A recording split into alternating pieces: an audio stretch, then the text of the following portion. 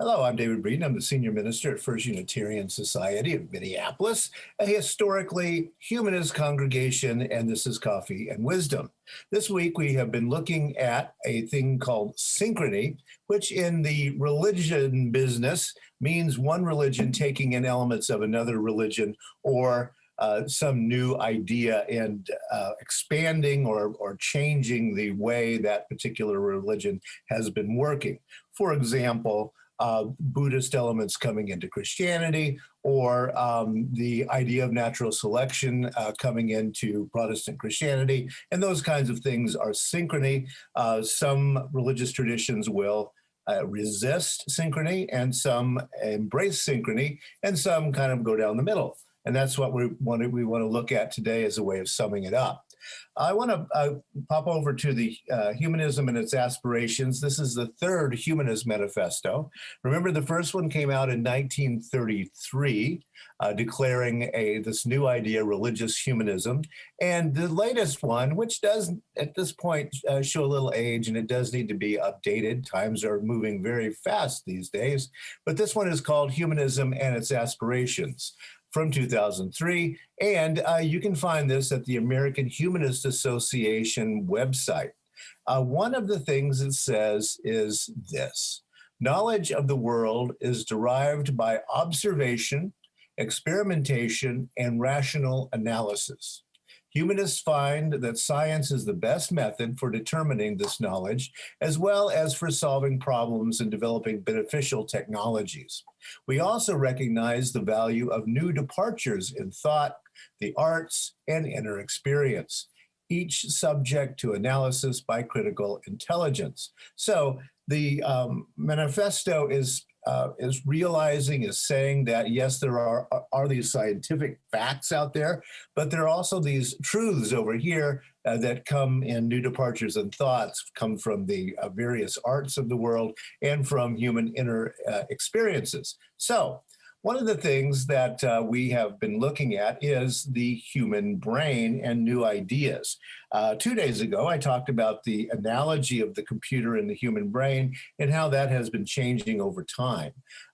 Nowadays, we talk in broad terms about three parts of the human brain: the reptilian brain, which is basic bodily functions, which is very old.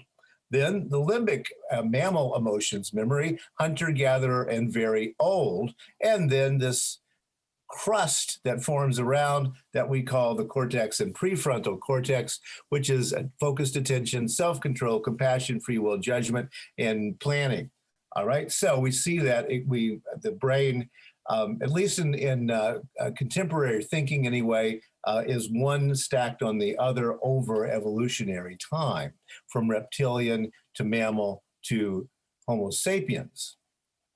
Now, we know that the human brain began forming about 200 million years ago, and reason, as we would call it, in that prefrontal cortex, roughly 50,000 years ago. There's old Lucy that we all know, the Australopithecus, who is at this point 3.2 million years old. So quite a few birthdays for her, but she is a recognizable humanoid. What biologists are doing these days in trying to figure out the brain is to compare brains of various kinds of animals, trying to figure out how they develop. For example, the first illustration here is the shark brain, and that's mapped on through colors onto the human brain. And again, the idea that these things layer on top of each other over time to increase the brain's ability to deal with the environment and to solve problems and that kind of thing. Sharks haven't needed to do that nearly as much as human beings, and so their brain has not developed in the same way that humans. That's the argument from natural selection. Now, one of the interesting things that you don't see too often, but it is becoming increasingly used in illustrations, is the brain looking like this. No, that's not a fish skeleton. That is the brain along with the spinal cord. The idea being that we are trying to expand the idea of what the brain is, and where the mind, which we think is a product of the brain, comes from. And we probably need to expand that on out into the spinal cord and probably beyond. But this is a cutting edge and a brand new kind of idea that's being developed out of these ideas of the development of the human brain. Now, how does that tie into religion, Unitarian Universalism, humanism, etc.? Well, I want to go all the way back to the Pilgrims. John Robinson was known as the Pilgrim's preacher, 1576 to 1625. John Robinson died in the Netherlands. He had planned to come to the New World, but didn't live long enough to do that. But the farewell at Delfshaven, which is Rotterdam, Netherlands, in 1620, is famous as his farewell to those pilgrims who were going to be going off to the New World. And he was planning on hopping on a boat a little bit later and getting them. As you know, they sailed from Rotterdam over to this Plymouth city over in England, and then head over and eventually hit the coast of Massachusetts. So John Robinson is going to wish his flock well as they're going away. They are called separatists at this time. They're separating away from the Church of England.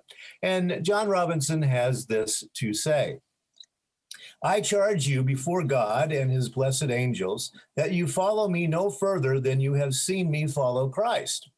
If God reveal anything to you by any other instrument of his, be as ready to receive it as you were to receive any truth from my ministry. For I am verily persuaded the Lord hath more truth and light yet to break forth from his holy word. Now, we're gonna trash out the Lutherans a little bit here. The Lutherans cannot be drawn to go beyond what Luther saw.